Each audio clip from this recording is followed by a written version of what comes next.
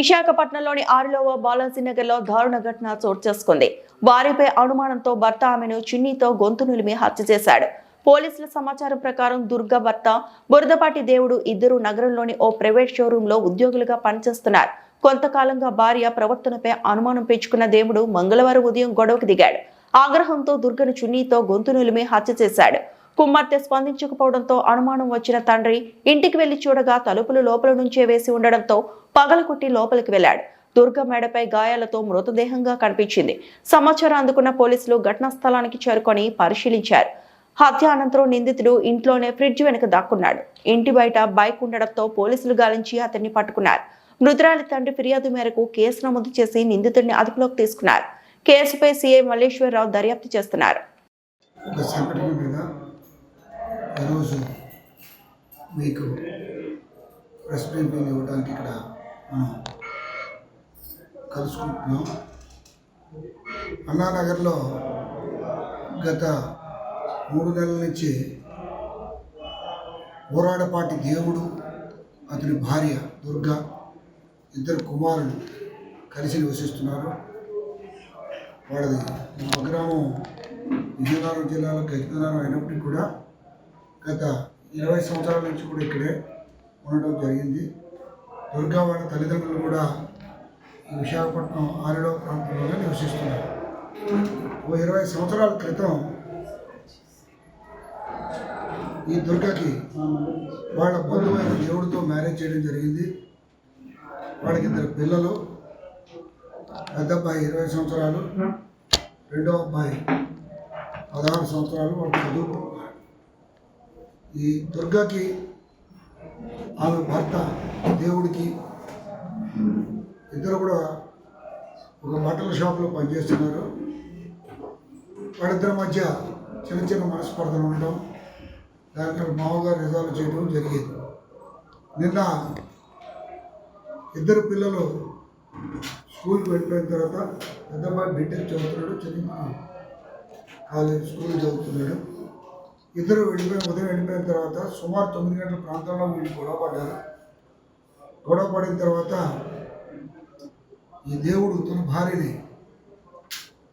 చున్నీతో పేరు నిలిపి చంపేశాడు.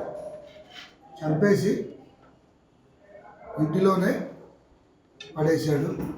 అప్పుడు దుర్గా తల్లిదండ్రులు దుర్గ కోసం ఫోన్ చేస్తే 9:30 సమయంలో ఆమె ఫోన్ లిఫ్ట్ చేయట్లేదు.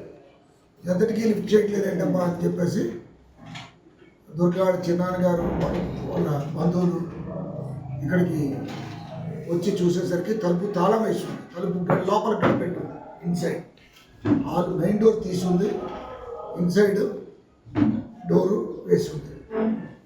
ఫోన్లు కూడా బయట ఉన్నాయి. ఎప్పటికీ తీగిపోయేసరికి వీళ్ళు ఆ డోర్ పగలగొట్టి లోపలికి చూసేసరికి దుర్గా అనే 32 ఏళ్ల గురువుని నేల మీద పడి, అంటే గచ్చు మీద పడి మరణించి ఉంది. వాళ్ళు ఇంట్లో చూశారు, ఎవరు కనపడలేదు.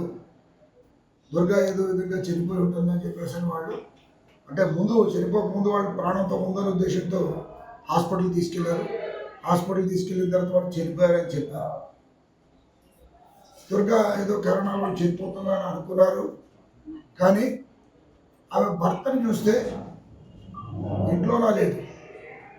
హాల్లో సెల్ ఫోన్ వదిలేశాడు, కింద బండి ఉంది, కానీ ఇంట్లో కనపడలేదు. కాబట్టి ఆయన ఎక్కడికో వెళ్ళిపోయాడేమో అని అనుకున్నారు. తర్వాత పోలీసుకి సమాచారం వచ్చింది. మా 6వ సిఐ గారు మల్లేశ్వరరావు గారు, అతని సిబ్బంది కలిపి ఈ డెడ్ బాడీని పరిశీలించారు. విమ్స్ నుంచి కేజీహెచ్కి వెళ్ళిపోయిన డెడ్ బాడీని పరిశీలిస్తే మెడకి చుట్టూ గాయాలు ఉన్నాయి. జనరల్గా ఒకవేళ హ్యాంగింగ్ ఏదైనా చేసుకుంటే ఒకవైపు ఉండి ఇంకొక వైపు, ఎందుకంటే ఈ బరువుకి మీదకు ఉంటుంది కాబట్టి ముడి ఒకవైపు గాయం ఉండకుండా ఉంటుంది. కానీ దీన్ని చూస్తే మెడ చుట్టూ గాయం ఉంది. మా 6వ సిఐ గారు సీనియర్ మ్యాన్ కానీ ఐడెంటిఫై చేసి సస్పెక్ట్ చేశాడు. ఇదేదో మర్డర్ లాగా ఉంది, బ్రేకప్ చేసినట్టు ఉందా అని చెప్పేసి చూశాను. అప్పటికే సీన్ ప్రిజర్వ్ చేయడం జరిగింది. సీల్ ప్రిజర్వ్ చేసిన తర్వాత ఆ క్లూస్ టీమ్ అన్ని కూడా చేయడం జరిగింది. అయితే ఈ భర్త కూడా చంపేసిన తర్వాత తలుపులు పగలగొట్టినప్పుడు కూడా ఆ బంధువులు వచ్చి పగలగొట్టినప్పుడు కూడా ఆయన ఇంట్లోనే ఉన్నాడు, దాక్కున్నాడు, హైడ్ అయిపోయాడు. ఆయన ఆ ఫ్రిడ్జ్ పక్కన దాక్కున్నాడు, ఎవరికి కనపడకుండా.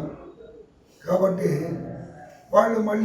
వాళ్ళంతా ఈయన మొదట వాళ్ళు అనుమానించలేదు.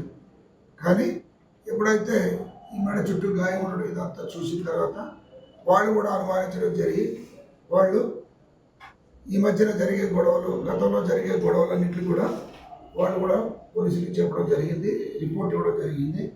దాని మీద మా అల్లూరు సిఐ గారు మర్డర్ కేసు నమోదు చేసి దర్యాప్తు చేయడం కూడా జరిగింది, ఇన్వెస్ట్ చేయడం, ఏం చేయడం.